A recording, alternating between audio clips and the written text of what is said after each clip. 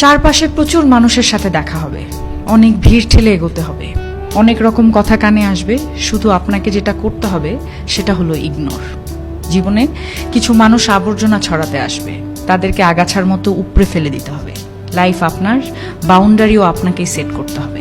Negativity যেখানে দেখবেন সাথে সাথে সেখান থেকে দূরে সরিয়ে নেবেন নিজেকে। শুনতে খারাপ লাগলেও আপনার কাছের অনেক মানুষ আপনাকে খারাপ দেখতে চায়। তারা চায় সহানুভূতি নামক মলমের তলে একটু কাটা ঘায়ে নুন ছেটাতে। আপনি সিম্পলি সেই সুযোগটাই দেবেন না।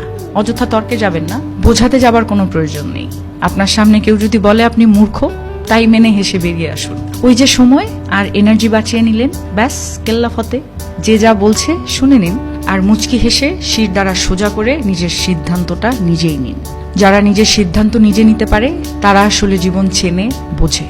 আপনাকে নিয়ে যখন বাকিরা সমালোচনা করতে ব্যস্ত থাকবে, আপনি ঠিক সেই সময়ে গাছ লাগান, ঘুরে আসুন, রং তুলি নিয়ে মনের মতো ক্যানভাস সাজান, বাড়ি গোছান, গল্প পড়ুন, পারলে আরো দুটো